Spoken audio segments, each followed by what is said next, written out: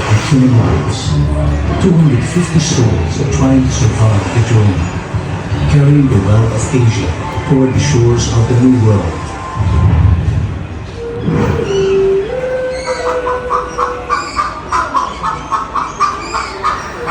At the very bottom of the Gallian world is a boy named Juan.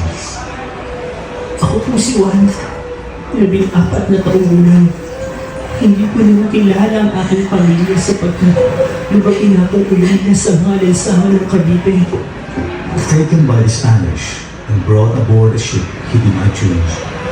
Tiis-tiis na lang kung hindi ka masusuka sa hilo o sa panghin ng mga manukan. Mangangati ka talaga sa mga langaw at daghan na nangangagat pa. Sana lang, kapag nakailang din ang aba, pwede na akong mag-ilo sa itas naman. One deck above is a different kind of man. Jose, 25, from the town of Guapo, is no stranger to the sea. Ako po si Jose. Marunong na akong maggupit ng galit, magbuhat ng angkla, magtali ng lubid, at magmasid sa dagat. Walang pahinga sa trabaho namin mga marino. The galleon survival depended entirely on men like him. The mercy of God, he said, was the only other thing keeping them alive. On orders from the pilot, they would climb, move up and down the ship's masts to adjust the sails. The deck was their world, their horizon. And then there's Jenny, the cook.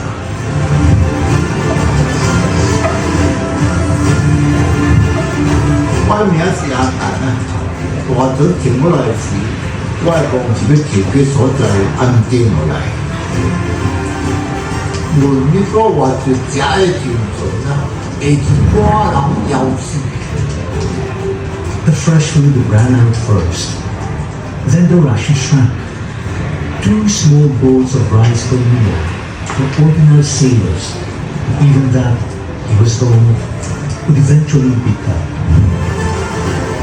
At the top of this world is this man, responsible for all of it. Captain Don Lope de Ulloa.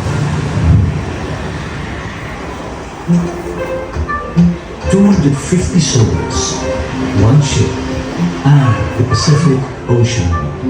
De repente, una tormenta azotó. Inmediatamente actué.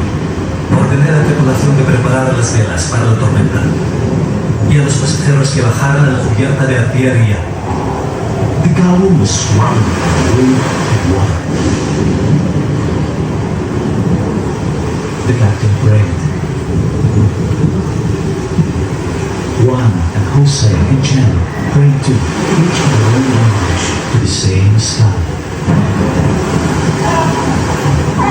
La furia de la naturaleza azotó nuestro barco durante la operación Díaz y recé pidiendo la intervención divina.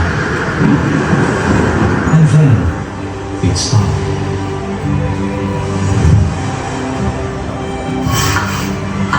After crossing 40,000 kilometers of open sea, Tierra!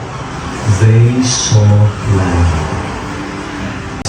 Avistamos la tierra de lo que sería Acapulco y hubo gran alegría. The fortress and true answered with cannon fire, a salute to the living. The priests held mass. The crew sang the Te Deum. The cargo of ivories, silk and gemstones would be unloaded and sold. And the galleon, bruised, battered, would rest. For 250 years, this journey repeated. Different names, different faces, the same ocean. The galleon trade didn't just carry silk and silver across the sea. It carried people, ordinary people, extraordinary lives, and stories that the water never gave back. The galleon is gone now, but the sea remembers.